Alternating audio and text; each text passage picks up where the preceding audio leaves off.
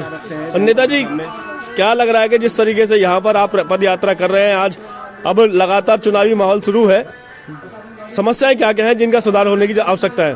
देखो, मैं तो एक ही बात कहूँगा अपने भाई को। सबसे पहले तो आपको नमस्कार जी। आपके चैनल के माध्यम से मैं ये बताना चाहता हूँ कि समस्याओं के तो अंबर हैं नहर पार एरिया में। आप लोगों से बेहतर कोई नहीं जान सकता। अगर आप लोग ढंग से आवाज उठाएं और पहले से उठाए होते तो शायद ये समस्याएं खत्म हो जाती। अब तो वो समय आ गया है कि समस्या खत्म करने के लिए सरकार ने जो ये चुनाव करवाए हैं जल्दी में, भाई अब ये पुराने पार्षदों से तो उम्मीद हट गई थी लोगों की।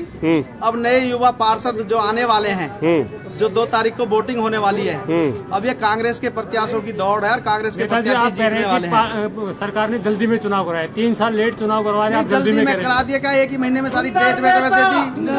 अब जल्दी हो तो, और जल्दी तो इसके लिए कर, वैसे 3 साल लेट हो गए, मैं आपकी इस बात से सहमत हूँ। लेकिन 3 साल सत्ता में रहने के पहले भी उन्होंने कुछ नहीं किया और जो लेट हुए उसमें भी कुछ नहीं हुआ। तो भैया लोग तो वोट दे रहे हैं ना, कॉलोनी वाली को विकास कहाँ हुआ?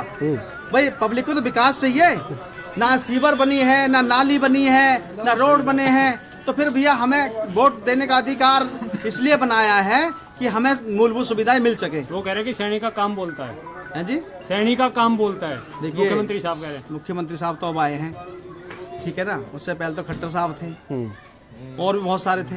हमारे यहाँ मंत्री हैं, नेता हैं, पार्षद हैं। तो भैया मैं तो ये कह रहा हूँ, मैं इतनी बड़ी बात नहीं करता, मैं तो सिर्फ गली खरंजे और नाली की बात करूंगा। फरीदाबाद को स्मार्ट सिटी कहा जाता है और आप कह रहे हैं यहाँ पे सड़कें कितने नाली गलियां नहीं है। भाई साहब सच बता रहा हूँ, मीडिया के माध्यम से बता रहा हूँ जी। कुछ कुछ समय पहले बरसात हो गई थी और सरकारी स्कूल के सामने इतनी कीचड़ थी, एक बंदा बेचारा पैर फिसल के गिरा और तुरंत खत्म हो गया।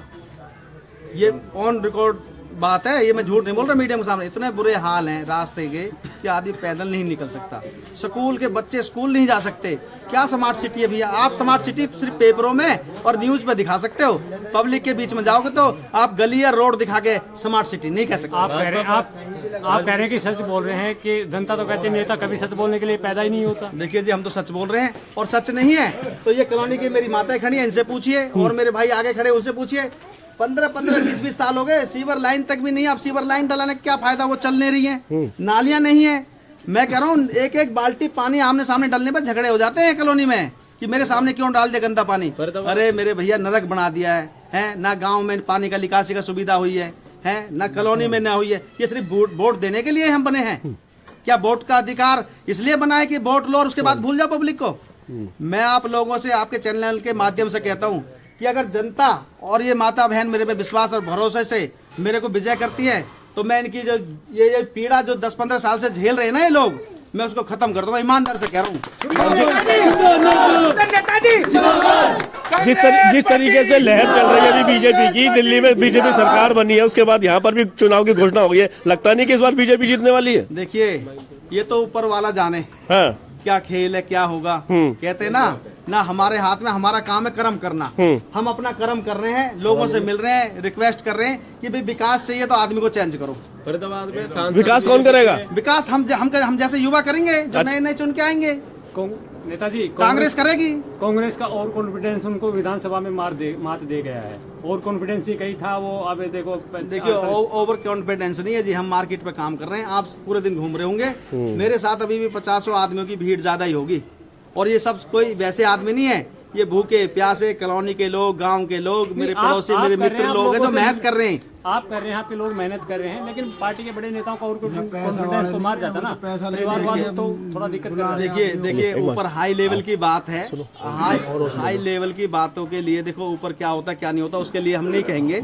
हम तो सिर्फ आप लोगों को ये बताएंगे, ये मेरी माता बहन पढ़े, इनसे पूछो। देखो जो विकास की बात है, जो काम की बात है, आओ भैया थोड़ा।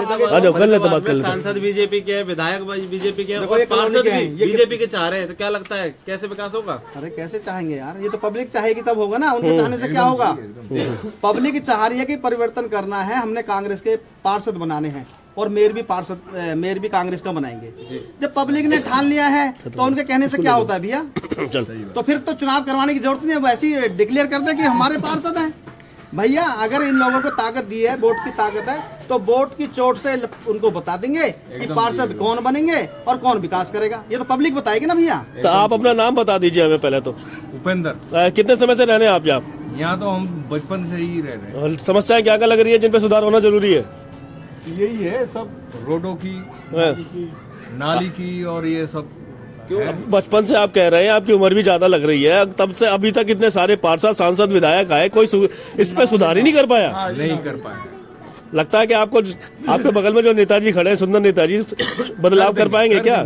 कर देंगे कैसे? करना सर, बिल्कुल करेंगे। आप माइक के माध्यम से बोल रहे हैं। देखो, इस भाई से मेरी पहली मुलाकात है और मैं इस भाई को, मुझे जानते हैं काफी समय से, तो मैं आपको विश्वास दिलाता हूँ, इन भाइयों का और माताओं का मैं विश्वास नहीं तोड़ूंगा। और मैं सच कह रहा हूँ जी। देखो, एक बार आप विश्वास और लोगों पे भी किया, इस बार इस भाई पे विश्वास करें और विश्वास करके कांग्रेस को वोट दें, सुंदर को वोट दें, सुंदर को पार्षद बनाए और कांग्रेस की पार्टी के को मेयर बनाए, लता रानी जी को। मैं कह रहा हूँ, आपको विश्वास दिलाता हूँ, आप जैसे विश्वास लेना चाहते हो, जो वो विकास काम कॉलोनी में नहीं कर पाए वो मैं करके दिखाऊंगा जी। और उनके तो तोते उड़े पड़े हैं, उनके तो तोते हुए पड़े हैं।